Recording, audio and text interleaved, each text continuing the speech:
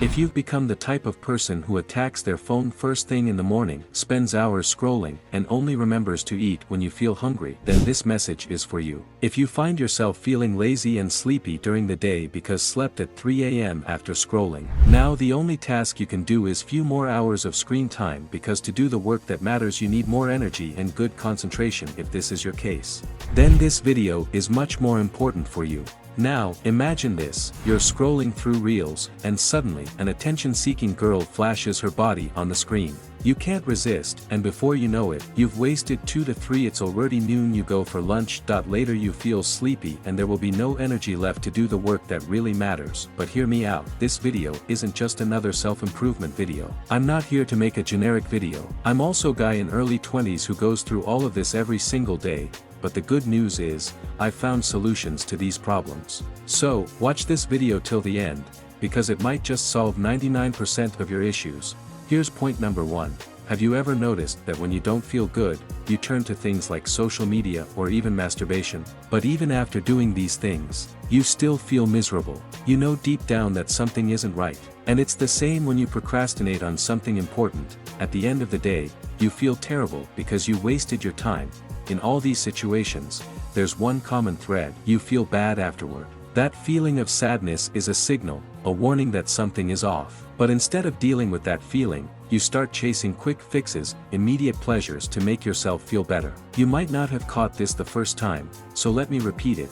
Whenever you feel sad, you think it's because you're missing out on happiness. So, you chase after things that bring you temporary pleasure. But the truth is, you're not really getting rid of that sadness. You're just covering it up with a layer of fleeting joy. And once that happiness fades, the sadness comes rushing back because it was never truly gone. You've just put a bandage over the problem that actually needs operation. Let me break this down with an example. You usually resort to masturbation when you have nothing else to do, when you're feeling low and unmotivated. In that moment, your mind tricks you into thinking that this will make the sadness go away, but it doesn't. Afterward, the sadness comes right back even bigger. Think about it. If someone is completely immersed in something just to find pleasure, they're essentially using it to numb themselves, to hide their inner pain. You might have seen people who eat too much, sleep too much, or are glued to their phones all day. These people are addicts. Now, you might ask, if someone is finding happiness in these things, what's the problem? The issue is, they're not truly happy,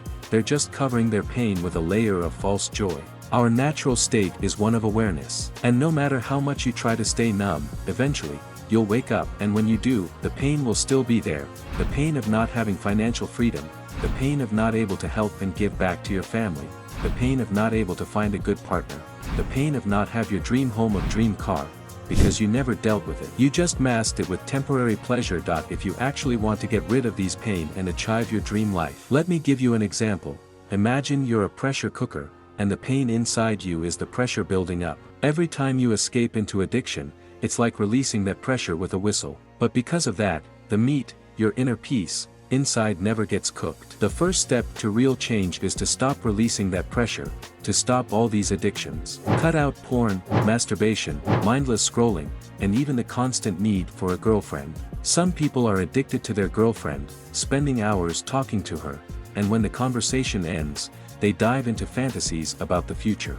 Stop it, because the real game begins when you stop numbing yourself. I've had so many calls from guys who tell me they can't do anything, that no motivation works for them, that they spend the whole day in laziness and feel like dying by the time night falls. To them, I say this: the day you feel a real fire under you, you won't need any motivation. But the problem is, whenever that fire starts, you jump into water, your addictions, to cool off. Listen carefully.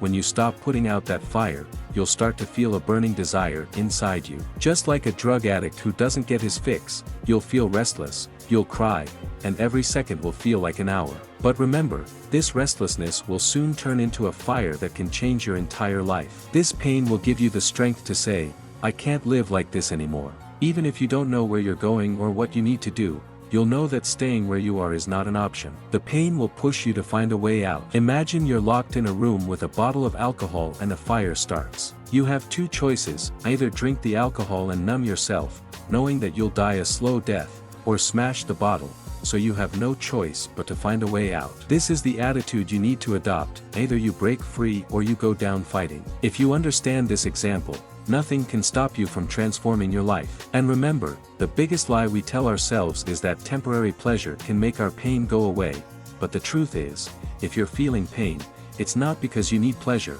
it's because you need freedom from that pain. This is the mindset you need to defeat the lies your mind tells you. Take this pledge today: I will no longer chase fake happiness to escape my pain. If I must suffer, let it be the kind of suffering that leads to freedom. Every morning, as soon as your alarm goes off, remind yourself that if you don't get up, you'll stay stuck where you are, somewhere you don't want to be. Get up and spend the day doing things that truly improve your life in long term, that strengthen your mind and body. But if, after all this clarity, you still can't take action, at least make sure you don't go back to your addictions. Because the hero inside you will demand, why aren't you doing anything with your life? And the only way your inner animal will shut him up is by diving back into addiction.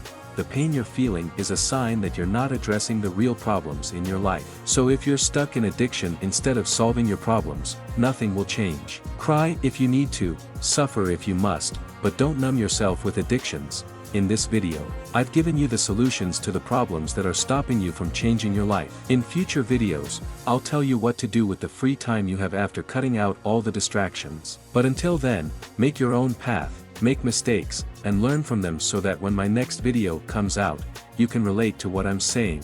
Thanks for watching. If you found this video helpful, be sure to subscribe for more content like this.